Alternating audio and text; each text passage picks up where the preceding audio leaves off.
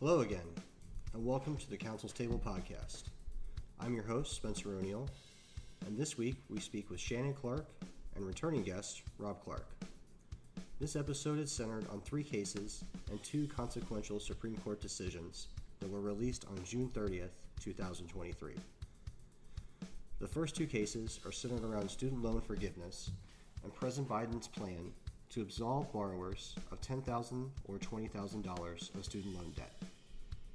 The third case discusses a website designer who sued the state of Colorado because she felt the Colorado Anti-Discrimination Act violated her right to freedom of religion, alleging that the act could result in her having to design websites for a gay wedding that she does not believe should occur.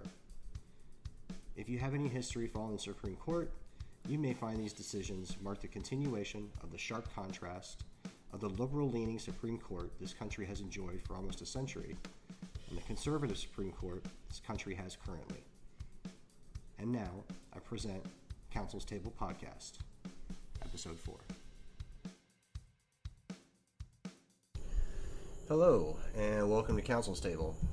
I am your host, Spencer O'Neill, and today I have with me back again Mr. Clark.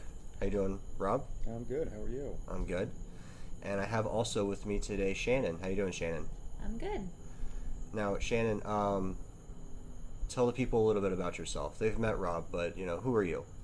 So I am Rob's wife. We met in law school. Okay. Where actually all 3 of us went to Syracuse Law and previously practiced in New York before moving back to Florida, where I practice here. Now, what are you currently doing here? I work in the guardian ad litem office in Florida. Okay. And how did you end up sort of working in guardian ad litem? I had, back in law school, did an internship with a judge who did and it was something I was interested in. And when I was in New York, I did more attorney for the child work, and we moved back here, and opening came up in the office. Okay. So, as opposed to me, who kind of focuses on criminal defense, you actually practice in a totally different area. You've got, you're doing dependency and more of what I would call like family law. Is that right? Yes. Okay. Now, before you came here, you worked in a private firm in Syracuse, is that right? I worked in both private and a legal aid up there. Okay. When you were in the private firm, what kind of cases would you handle? I did family, everything ranging from paternity to, they're called Article 10, but they're dependency cases up there. Okay. As well as misdemeanor criminal cases and attorney for the child work. Why are they called Article 10? It's just the section of the family court law in New York, so it's under Article 10. Okay. Now, when you were at that firm, was everyone privately hired? Were they privately paid, or was there money coming in from like government contracts as well? So there were private clients, and then what the county of Onondaga does is they have assigned work. So if you get training with the county, you can then be assigned by a judge, and you submit your timesheet, essentially your billable hours at the end, and the county pays you. Okay. So that's sort of similar to like to what I'd often call like the wheel, right? The wheel is in Onondaga County and in New York, a lot of places they didn't have a public defender's office, so the private attorneys in town would take cases in literally like a wheel form, and whoever was on contract with that county would take cases in levels depending on what types of cases they would accept, and certain level cases get paid differently. And they had that here in Florida too, but they had that for like conflict cases. Obviously the public defender gets all of the clients first, and then if there's a conflict, it goes to what we have something called the Office of Regional Conflict Counsel. And then if there's conflicts within that office, then they go to, once again, what I would call the wheel. And a private attorney in town who has a contract with the JAC, with the Judicial Administration Commission, or whatever that actually stands for, would get a case in a wheel type format. So like whoever is up next would get it.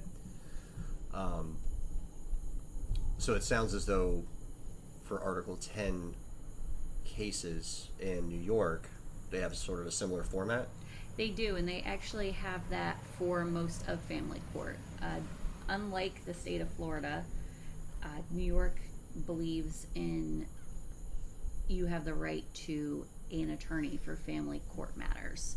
So it kind of levels the playing field, especially with custody matters, which unfortunately the state of Florida doesn't agree with. So there's a fundamental right to an attorney in a family case in New York? There is. That is fun. That is absolutely different than what we deal with here. And I think, honestly, I agree with that, because I don't think someone should basically be fighting for their child and dependent on whether or not they can get an attorney based upon their paycheck. Now, what about for like other family matters? Or is there a fundamental right to an attorney for, like, say, a divorce? You know, I am not sure. I do know that the legal aid I worked at, they did represent people. So if you were under a certain income, they would absolutely take your case up there. Okay. Now, as far as doing the guardian ad litem work here in Florida, when you're doing that, are you actually acting as an attorney at that time? I am. Okay. And you would be representing the interest of the child, is that right? So, or the children, if there's multiple? So if there's a child or children, it's a best interest standard. Right. And so say, for example, which may be different in some states, so in New York, there is an attorney for the child, AFCs, and they do the wishes of the child. So unless it's basically goes against the child's best interest, then the attorney may say to the judge, Your Honor, this is what my client would like, but unfortunately, I don't think it's in the child's best interest because of X, Y, and Z. But okay. The state of Florida, with the guardian ad litem office, it's a best interest standard, which is also why there's also attorney ad litems in Florida, which is different. What's an attorney ad litem? So an attorney ad litem is usually assigned to the child, and they may do the child's wishes standard. Okay. So if there's a circumstance where the child's wishes aren't what you would believe would be in their best interest, then you would ask the court to appoint an attorney ad litem?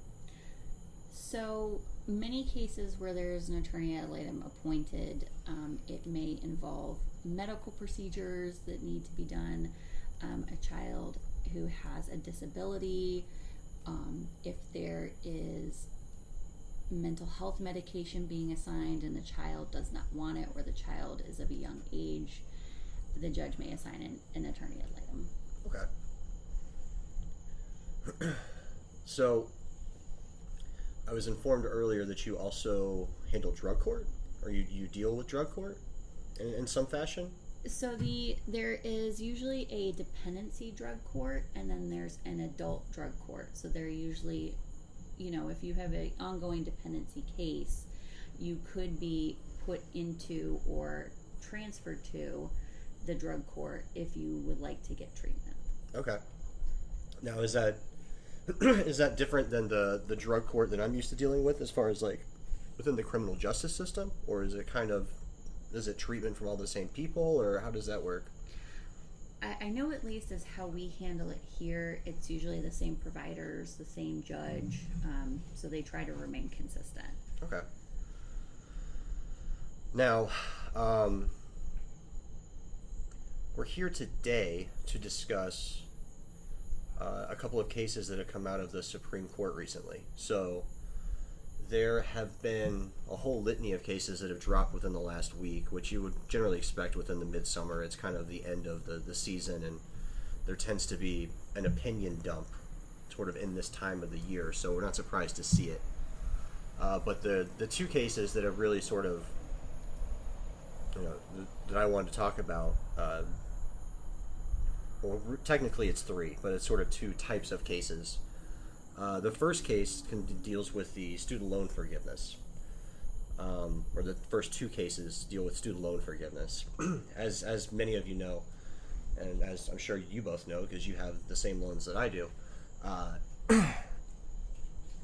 is it 2021 the promise was made, or was it early 2022? I don't remember specifically when it was made. It was a campaign promise, so probably earlier than that, but then it actually came into fruition at some point in 2020. I thought sometime in 2020 because of the pandemic. It was last year, right? Wasn't it last summer? Well, I thought it was earlier than that, but it could be. I'm not sure. Either way. Well, I mean, no, 2020 we still had Donald Trump. He was elected, Joe Biden was elected 2020. I mean, we didn't get Biden until 21. Yeah, that makes more sense, doesn't it? I could have sworn it was last summer. Either way.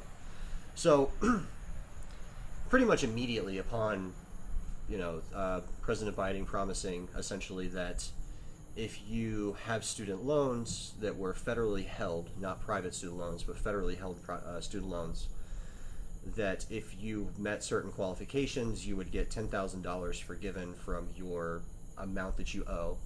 And then if at any point in time you had received a Pell Grant, you would actually receive $20,000 off of what you owe and what they would call forgiveness, I guess. I don't know if that was the actual term that they used, but that's what, colloquially we've been calling it.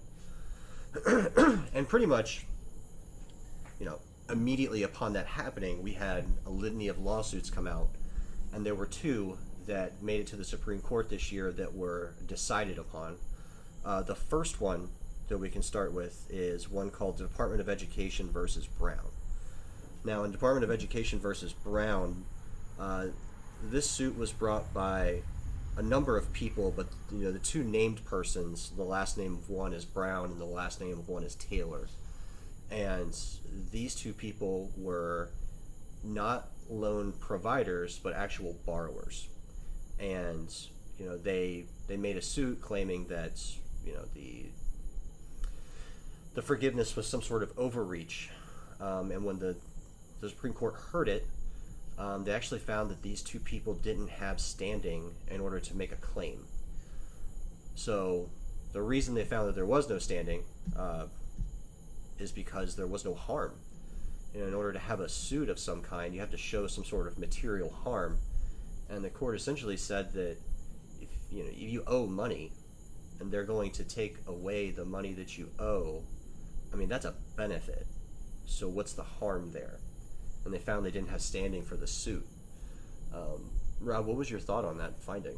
I think the initial part that we're looking at here, though, is that it holds outright they don't have standing, and then it goes ahead with a 19-page opinion, basically, dissecting. I think that. So I think that's the actual value for law students is what can be derived from the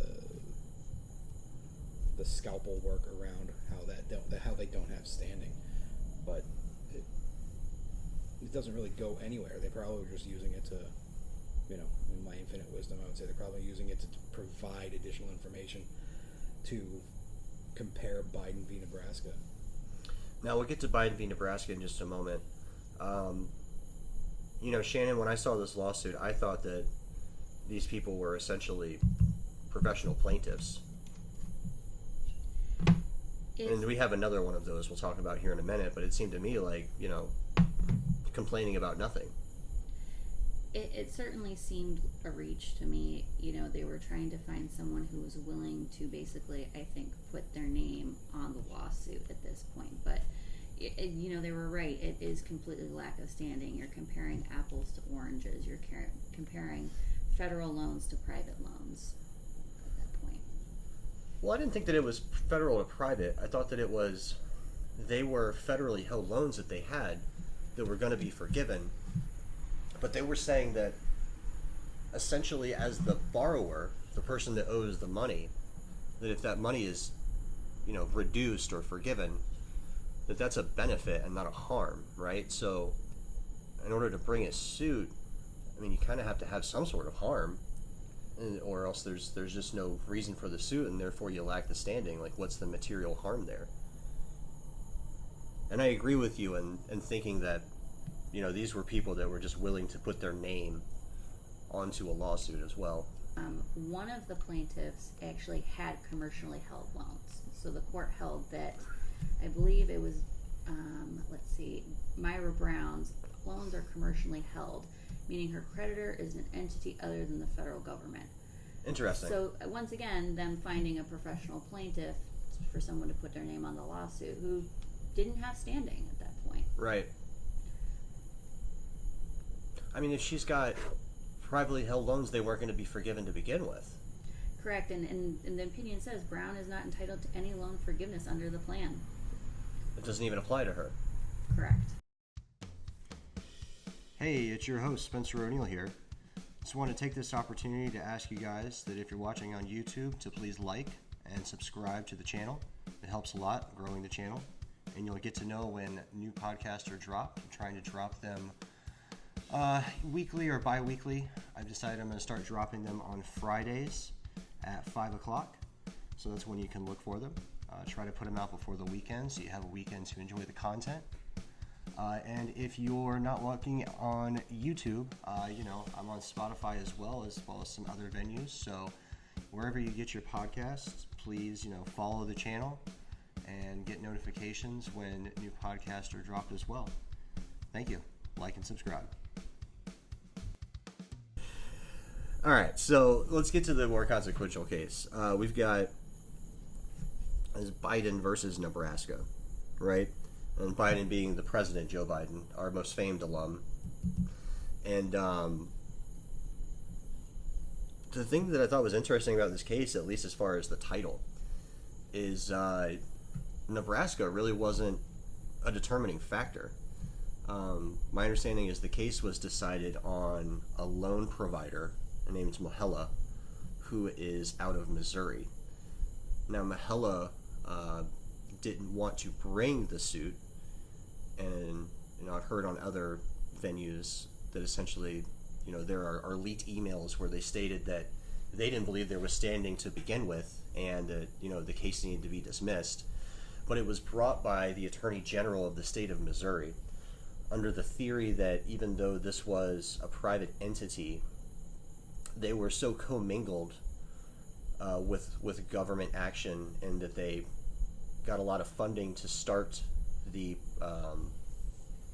company through federal funding.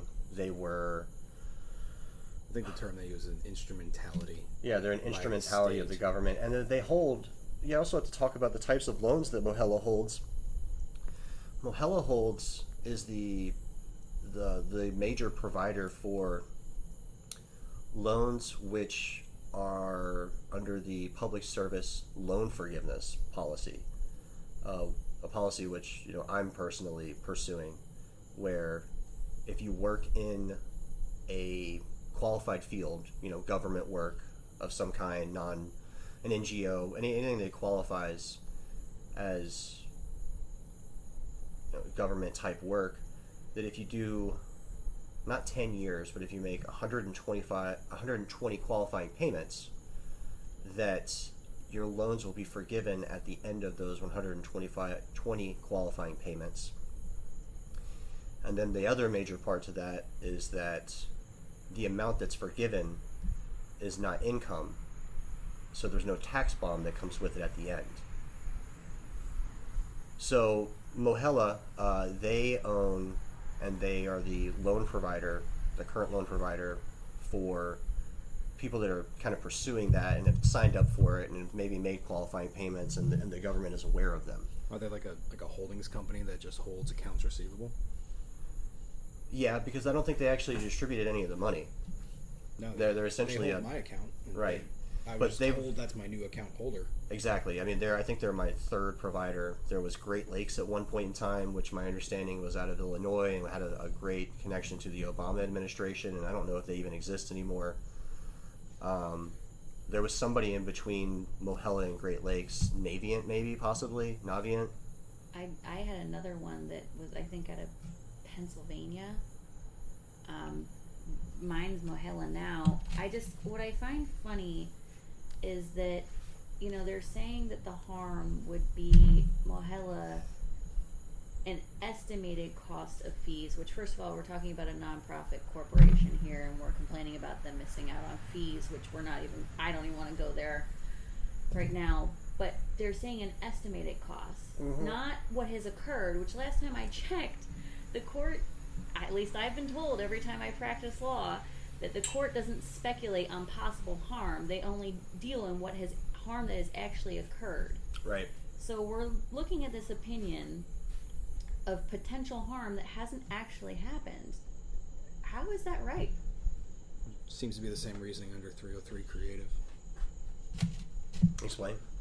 303 creative, she doesn't actually produce the the other case we're going to talk about, the wedding website designer. Did I tie it in too quickly? Sorry about that. That's okay. There seems to be a gap there that they've both relied on for speculative harm for someone who's not doing what they're claimed to be doing. Yeah, we'll get to that in a minute, but that's essentially an advisory opinion, which I didn't think that they were able to do.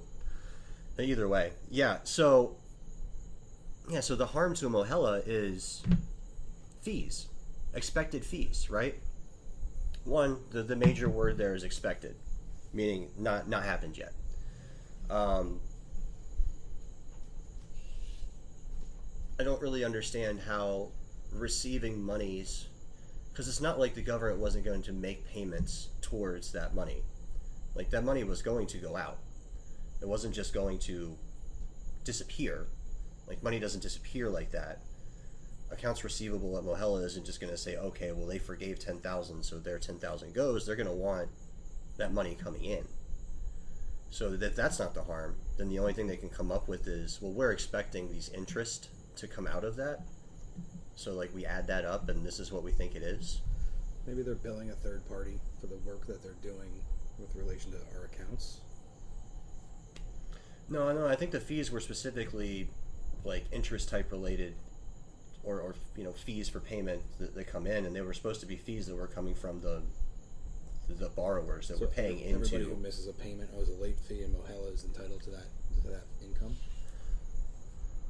To be fair, I don't think they were expecting late fees.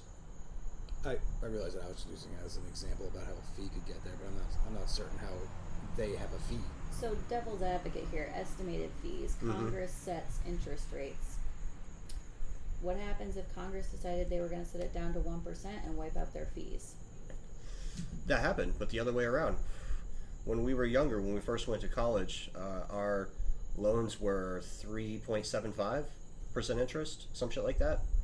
And then Obama came into office, and Obama actually screwed us all. He put us up to like 6.5%. And then once you got your loans consolidated, anything that you had that it was lower went up to that higher rate.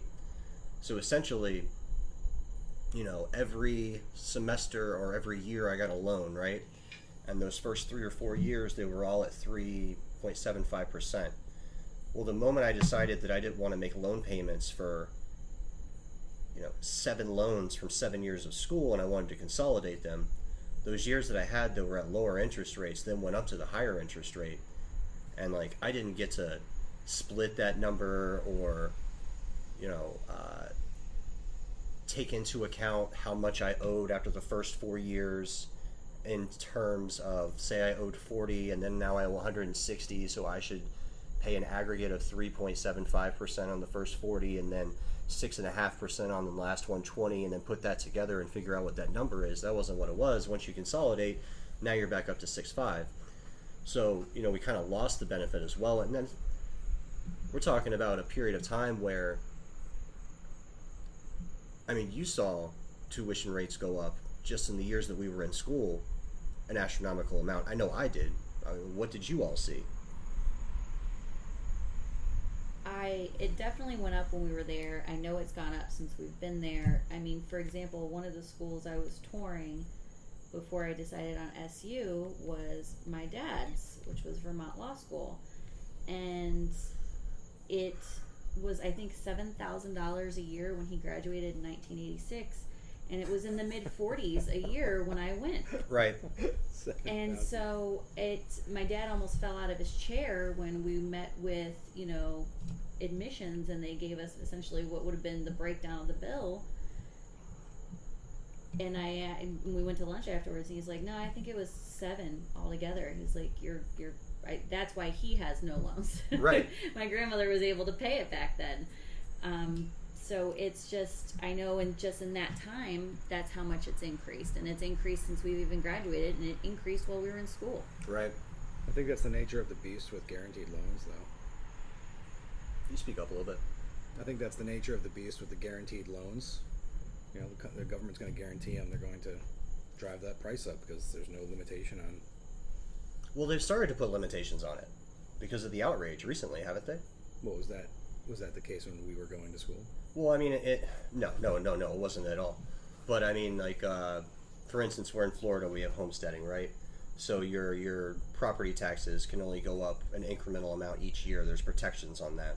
So if you buy a house and then 10 years later the price of your house goes up $300,000, you're still paying pretty close to what the original cost of your house was 10 years later, right? Like, your property taxes aren't going to explode because of some sort of property boom in the area.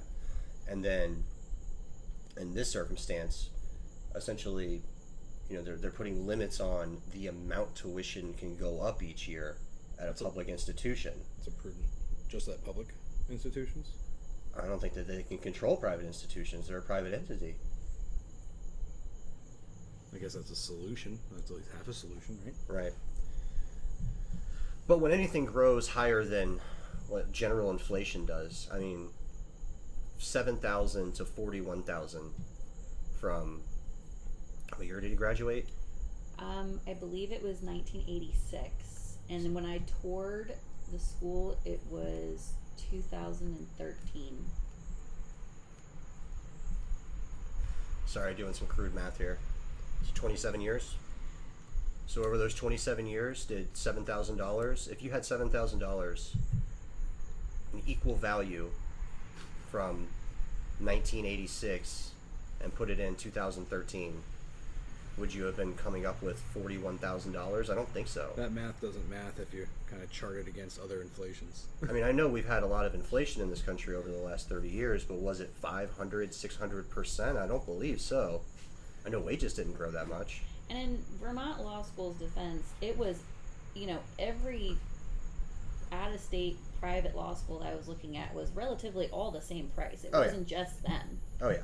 You know, Syracuse was. I went and looked at DePaul at one point. Like, they were all the same. And even the in-state schools in Florida were in the mid-20s, if not higher. Mm-hmm. Yeah. Yeah, you go to an in-state school, in-state tuition to law school, and you're looking at $27,000 to go to Florida State or Florida or whatever it was in the mid-2000 teens. I mean, that's not cheap.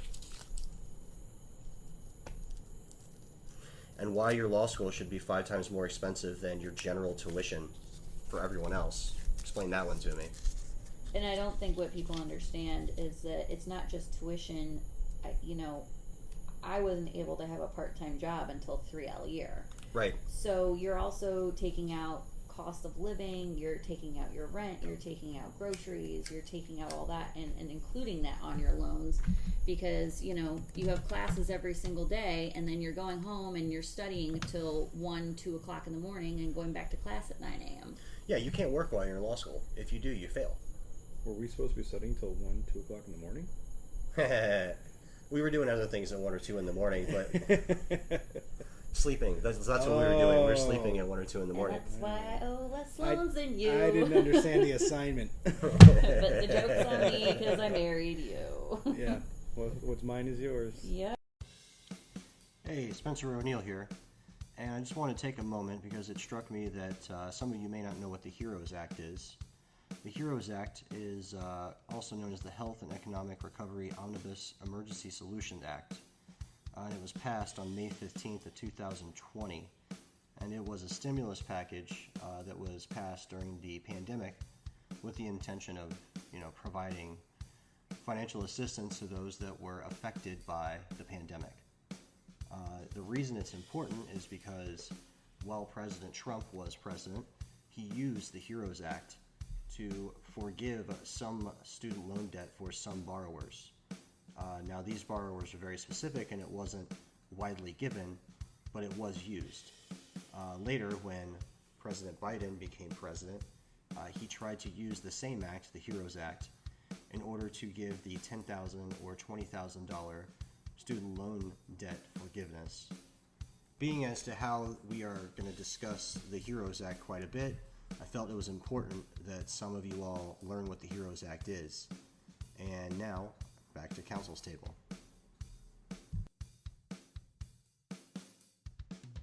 So the one sort of state that gets spoken on is Missouri because of Mohela.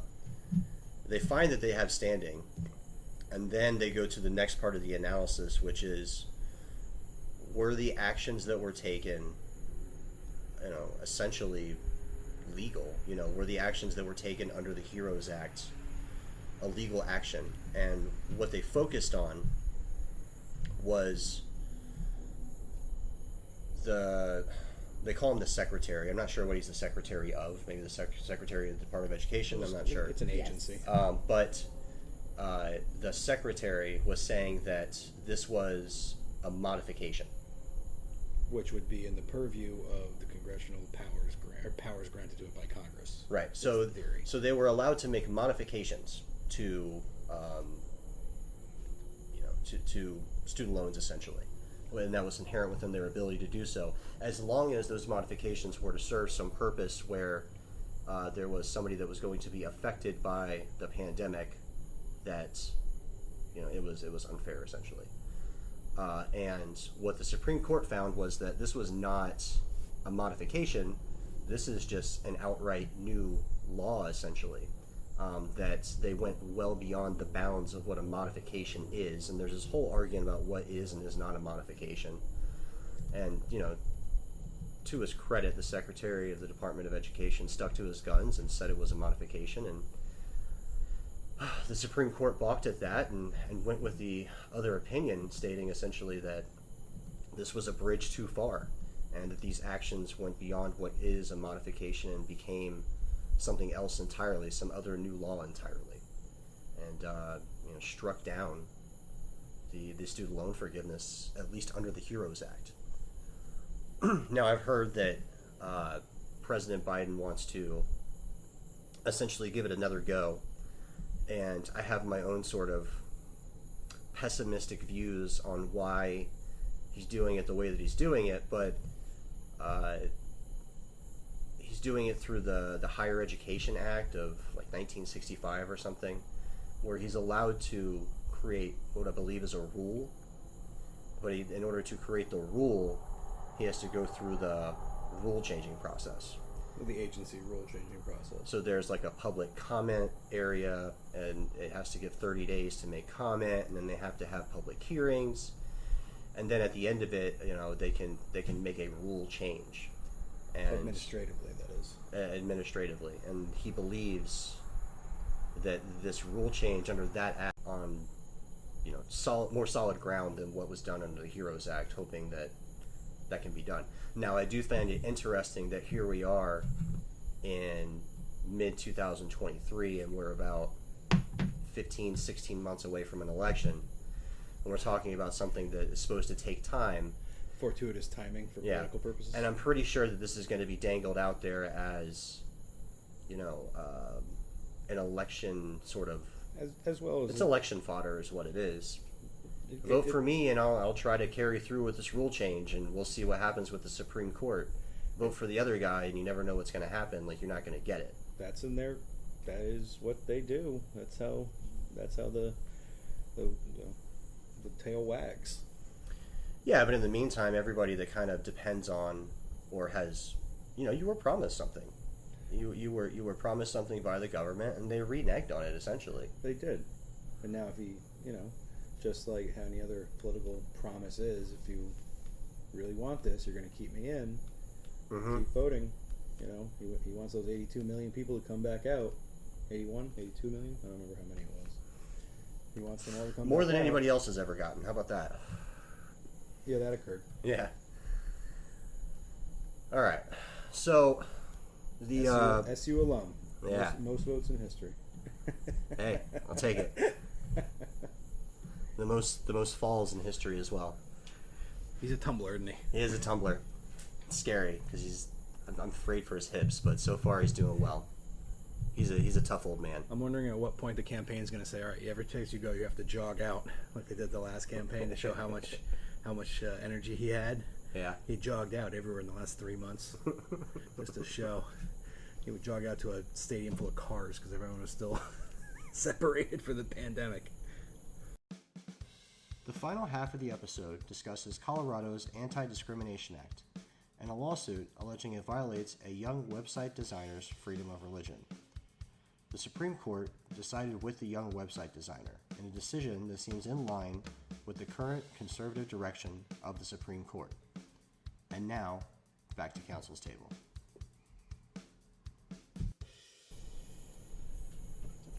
All right, now, finally to the last case. Now, this is a freedom of speech case, and so the name is. Sorry, I can't see. Let's scroll here. 303 Creative LLC et al. Versus Alenis et al. And this was a lawsuit Out of Colorado. out of Colorado. Or I guess the 10th Circuit's Colorado. Right. First Amendment action. So, basic rundown. There's a lady that, my understanding, has never actually made a website for anybody. That's come out since the opinion, but allegations have come out that it was a stipulated. Well, there's stipulated facts, and we'll get to that in a minute. But essentially, she's gonna create websites for people's weddings and maybe other other events as well, and I believe has a Christian background, and states essentially that she'll make websites for anybody. She doesn't care what their race, creed, color, gender is. However, she does not want to be forced in the future to have to make a website for a wedding which does not fall within her understanding of what of a marriage is, which is between one man and one woman. I don't think understanding is a appropriate term there. I think it's just rooted in belief. It's a belief. Arbitrary belief. No, yeah, a belief is definitely the right thing to say, because the fact that it's a belief is what makes it, according to the court, a legitimate expression of her free speech, and falls within her right to a freedom of religion as well. So I think probably the thing that kind of gets overlooked is, and I'm not sure why the Colorado did this, but they came up with stipulated facts, and I'm going to read those to you, and this is here on the first couple of pages in the syllabus from the opinion. And what it says is, before the district court, Ms. Smith and the state stipulated to a number of facts. It says, Ms. Smith is willing to work with all people regardless of classifications such as race, creed, sexual orientation, and gender, and will gladly create custom graphics and websites for clients of any sexual orientation. She will not produce content that contradicts biblical truth, regardless of who orders it. Ms. Smith's belief that marriage is a union, between one man and one woman is a sincerely held conviction. Ms. Smith provides design services that are expressive, and her original customized creations contribute to the overall message her business conveys through the websites it creates. The wedding website she plans to create will be expressive in nature, will be customized and tailored through her close collaboration with individual couples, and will express Ms. Smith's and 303 Creative's message celebrating and promoting her view of marriage. Viewers of Ms. Smith's website will know that the websites are her original artwork and there are numerous companies in the state of Colorado and across the nation that offer custom website design services. So there's a couple of things in there that should be parsed out.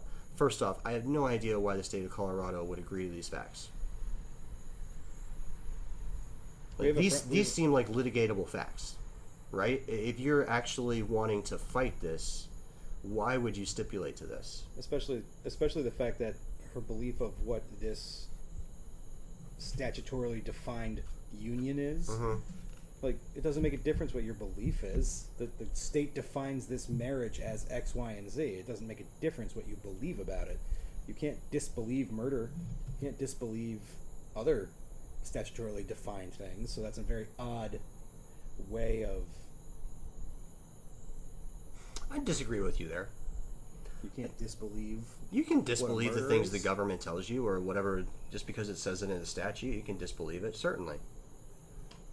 Now, because what we're talking about is... It's a fact that marriage is defined as something by that state, right? Sure, the state may define it as that, but we're talking about the interaction between state and the freedom of religion. This is a First Amendment case, and the First Amendment is intended to prevent the state from encroaching upon those freedoms. So this is exactly the kind of thing that, if true, is intended to be protected from, right? Like, this is that type of encroachment if it's true. But the fact that the state of Colorado would just stipulate that, her belief that marriage is a union between one man and one woman is sincerely held conviction, like, why would you stipulate to that? I would want to litigate that. Maybe it was strategic because they were under the impression, like, it doesn't make a difference what you believe. Right. Well, here's the other part to that. She never actually made a website for any persons that asked her to do so that were, not one man and no woman. Right? So doesn't that kind of go against the fact that this is a firmly, like, a sincerely held belief? Or case in controversy, or the fact that, there was no actual exchange or deprivation or endorsement that's being enforced here. Yeah. So then the very next line, Ms. Smith provides design services that are expressive, and her original customized creations contribute to the overall message her business conveys through the websites it creates. The wedding website she plans to create will be expressive in nature. And then it says, will be expressive in nature in quotations. Why does it say will be expressive in nature in quotations? Because in the first paragraph, she's asking for clarification of her rights rather than suing on an actual case in controversy that has caused her harm. Well, no, that's true, but the expressive in nature is the words that are important there. The expressive in nature is what's argued about, specifically, like in the prior case with the baker, right? The whole argument was, is this art? Is baking a cake art? This is the same argument, and the state of Colorado agreed with her that making a website is art. Well, what's baking a cake? Chemistry? You can call it whatever you want, but if you're fighting this and you're saying that you disagree with her, then why would you agree that her making a website is art? Essentially, this is a facility. Especially because she's probably using code that's provided to her from Wix or GoDaddy or something like that, just to provide the actual site they're making. I mean, she's coding it. She may have her own views and images, but to say that it's expressive, therefore it's it's protected speech. Essentially, they just stipulated to that. It seems to me that the state of Colorado really didn't want to fight this at all. They were kind of in bed with her. That was the impression that I got going from the stipulated facts. If you agree with this and you're not litigating it, then you're telling me that you're not really willing to fight her at all. That would be pretty inconsistent with Colorado's previous behaviors, though. Colorado has a long history of being a pretty conservative area. I wouldn't put it past them. Not for the last 20 years. Yeah, but haven't we seen in the past that institutions of, control move slowly? Just because they have a history of persons coming in from other areas that may have a liberal effect, and just because they have, first medicinal and then recreational cannabis, does that mean they're now not conservative in nature? I've been to Colorado. It's a pretty conservative place. When did the CADA get passed? I'm sorry, I'm not sure what you're saying. CADA is what the Colorado Anti-Discrimination Act is. Okay. And I don't know when it was passed. I'm imagining that it gets amended from time to time, but the cake case that you were just referring to was only a few years old, and I would imagine that the passage of the CADA case now, or statute now, would probably not be much older than that, or at least its current. Well, these anti-discriminatory acts are all, none of them are new. No, but they are being updated constantly because they are being updated constantly. New applications.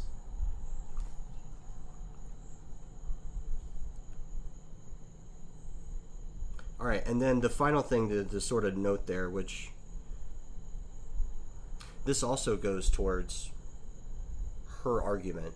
Now, I don't know that the state of Colorado will be able to discredit this statement, but it says that there are numerous companies in the state of Colorado and across the nation that offer custom website design services. And what that's saying is essentially that this is not a unique thing, that there's other places for a person to go to if they want a website made and she was to refuse them, that there's other avenues. It's not, something that's so unique that they can only get it from her. And that tends to public accommodation, like a train. Right. And that tends to go in her favor as far as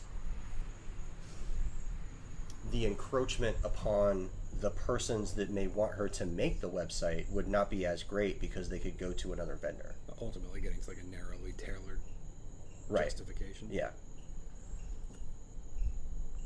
That's one way. I think that's makes sense to me, that avenue, But yeah, so I don't know. After reading that, I mean, I can't speak for people from Colorado. I don't know who's involved in this specifically, but it seemed to me as though they were sort of in line with her.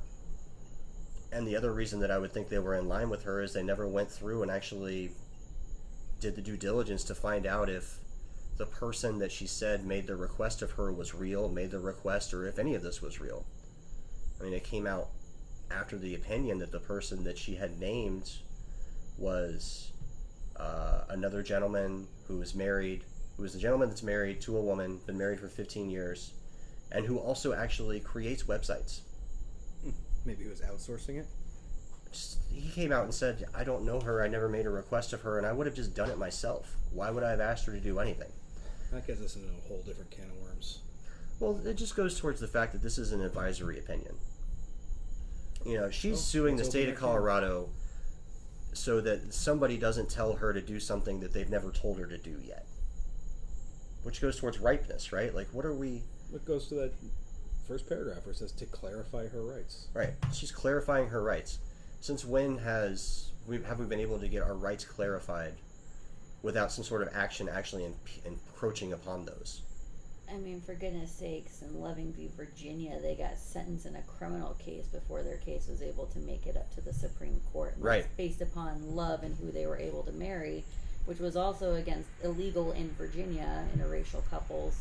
But, this person who was a website, they shouldn't even get a request for a website to be made. So I don't understand, especially with this conservative court, how we even got past ripeness at this point. Like, come back when there's an actual harm. Come back when Colorado actually fines you or does something to your business because you refuse to create a website. Right. At least the guy that made, they asked him to make the cake, that was real. Those people came in, they asked him to make the cake. That conversation happened. That happened. The people that, sued him, there was a lawsuit between him and the persons that he was said to have discriminated against. Right? Like, there's a ripeness there. There's a conflict. There's no conflict here. And then the conflict that was sort of conjured up is hypothetical. It didn't even happen. But anyways, so, the Supreme Court essentially found that... I suppose on top of that, sorry to interrupt you. Go ahead. She even sued in federal district court. It wasn't She just sought the injunction to prevent the state from forcing her to create something that she wasn't being forced to create to begin Right. with. Right. That's something that just defies her beliefs. Injunctive relief for has- something that hasn't been forced upon you yet. We've been at a loss Or even for been a asked few to. years. Last Maybe I that law's checked, changed. injunctions were for imminent harm or harm that is occurring to Right. be stopping. Not I think it may happen, maybe next week, maybe 3 years from now. That's not what an injunction does. Right. So the potential of a First Amendment being infringed is now sufficient. I just think it's a can of worms they've opened. You know, if you're willing to entertain this lawsuit, then is it now going to be that in every state that has an Anti-Discrimination Act, there's going to be hypothetical lawsuits from persons that have businesses that, you know, may serve some sort of controversial event, whether it's a wedding between, you know, a man and a man, or a woman, or let's say it's, you know, a quinceañera for a transgender female. Or a marriage between, I don't know, two different races. Or a marriage between two different races. Because Are we it opening calls- that back up? It calls that reasoning back in. Well, I don't know what religious. I'd be hard pressed to find what religious avenue you'd be able to fall back upon to quantify why you could refuse to provide services for interracial marriages or relationships. As long as their belief is there, according to this, and it has to be a genuine belief. Right, but they're stipulating that there is a legitimate history of the view of marriage within this religion as between one man and one woman. Right? There might be an ancient and archaic construct to it. I don't know how ancient and archaic it is. I know a At lot of least people that 2,000 would to say that. 7,000 years old. Because of, you know, Judeo-Christian religion. Right, but Judeo-Christian values are the bedrock of what this country was sort of built off of. They're the underlying bedrock of what this country was built off of. They're inherent within our society at this point. By that logic, there's several other things that we disregard as well, though. So why would the religion be the thing that is the staple there then? I'm just saying that I'm not familiar with any religious, you know, affiliations or religious practices That are overtly where you could make a legitimate argument that you would be able to not make a cake for a wedding between a black guy and a white woman. Who knows? I mean, we say it now because we don't have. Because I don't have the answer. We don't have the I'm not answer. familiar with one. I'm not familiar with it either. But is that a commonly held belief? There are huge organizations who love even protesting in Florida about interrace. You know, the whole separatist movement is exactly about that. You know, so Right, but what I will say is this: is in the form of marriage predates the American government. Marriage is an institution that became a governmental contract over time. It's transformed into something else, but marriage is a religious institution first. That's where that comes from. You're married under to God. That's you bring forth your witnesses and you proclaim your love traditionally to God and to each other in front of God. Until death do you part. And why till death do you part? Because, you know, you're not bound to each other in the afterlife. Marriage is a traditionally religious institution. well, that's just because there wasn't a government there. The religion was the government as it was created.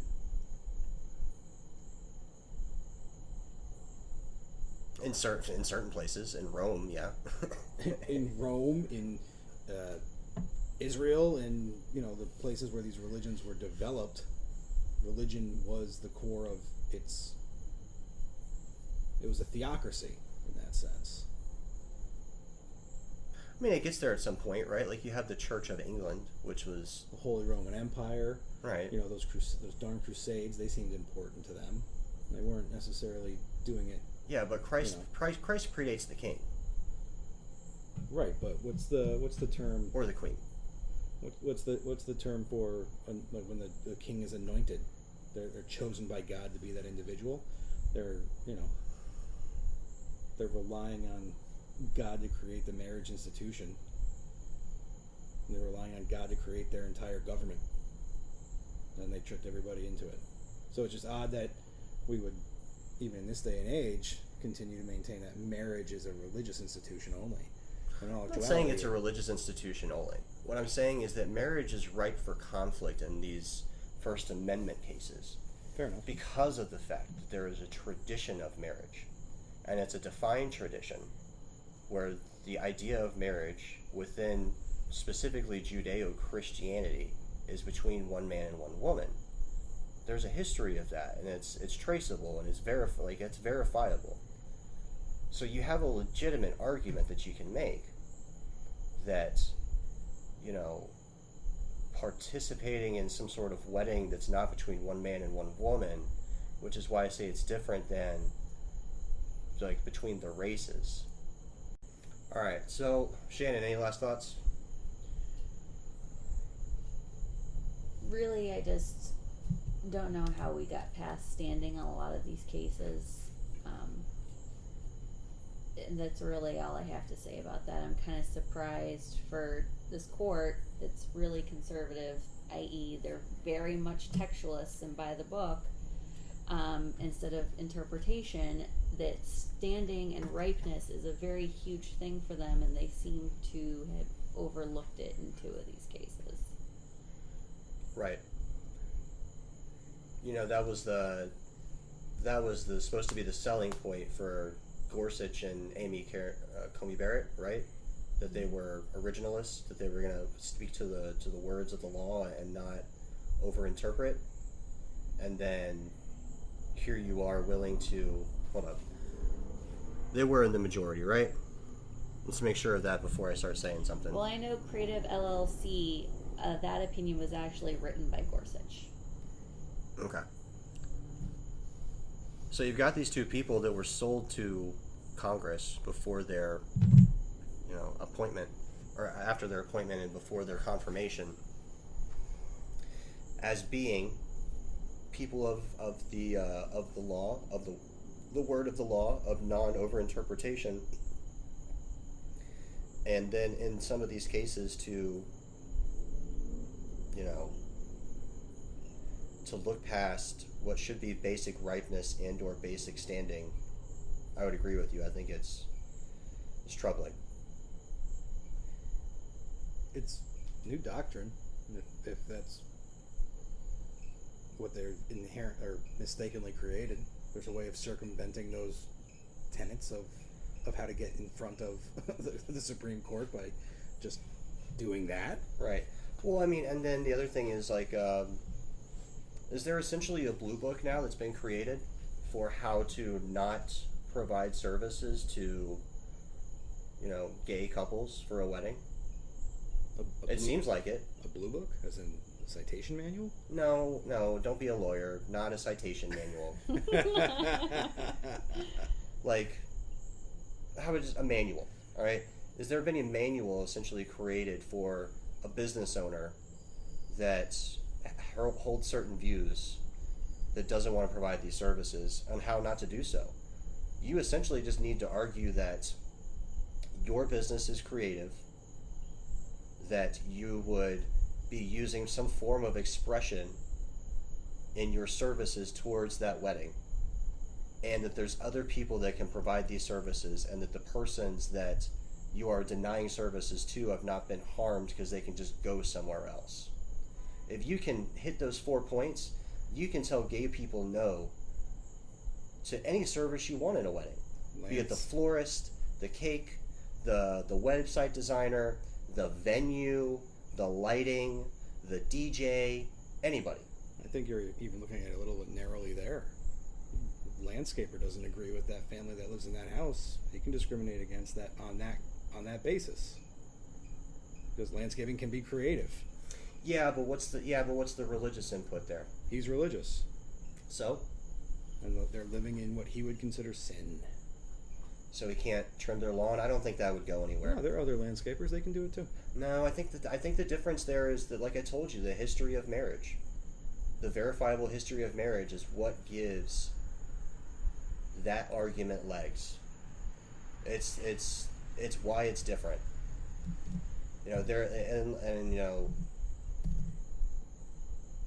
Maybe a baptism could fall under similar circumstances.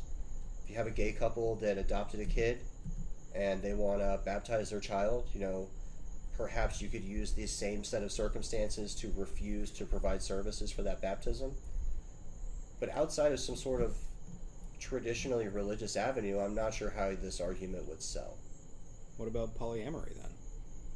Because marriage is defined here as a union between one man and one woman. So could someone discriminate against someone who is permitted polyamory in Utah? If that's, I'm not even sure that's still legal, but polygamy is illegal, even in Utah. It's illegal? Yes. Aren't there television shows about this? Yeah, I think you just can't marry each other.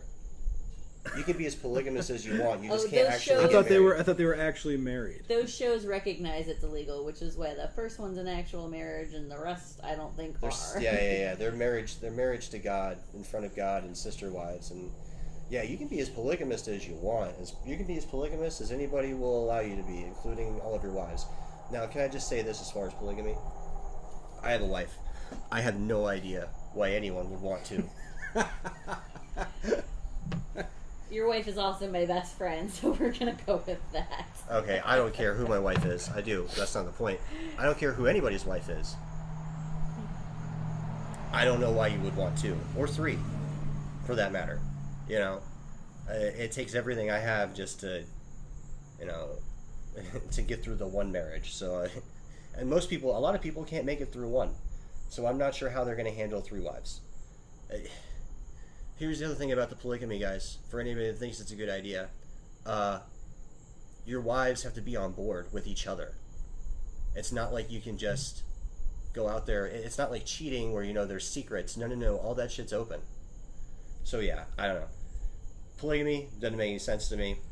If it's for you, more power to you. I don't know how you have the energy or the bank account, but good luck. The point is, it's subjective.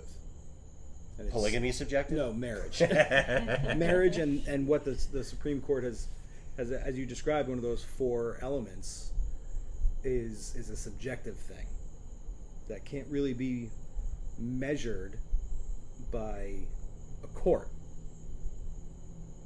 Right. It can only be compared to what multiple people have multiple understandings of what marriage is from what their paradigm places them at. Well, and that's supposed to be where we are now, right? Is, the government is no longer supposed to be able to define marriage as between one man and one woman because they're not allowed to impute that traditionally religious view onto persons that aren't participating in that religion just because they feel like it. It's the endorsement clause. Right, it's the endorsement. So, yeah. All right. I think, Shannon, thank you. It's been fun.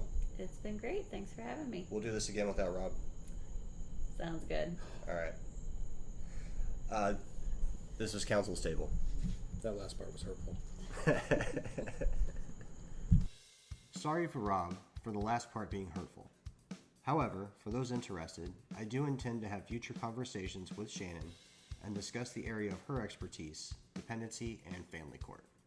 So if you're interested and you enjoyed this episode, watch out for Shannon in the future. I believe that what we have learned from these decisions is that you cannot trust this Supreme Court to hold true to the originalist views espoused so elegantly by some of the more recent justices appointed to the court. Basic ideas such as ripeness of a lawsuit and if the litigant has standing may not be dependably followed. When it comes to Supreme Court, our country has entered a period of change and uncertainty. The only thing we can depend on in the future is change. For many in this country, this may not be a change they would like to see. As a public defender, this new direction of the court causes me great consternation. However, I will try to be optimistic in the future. Once again, thank you for listening, and this was the Counsel's Table podcast.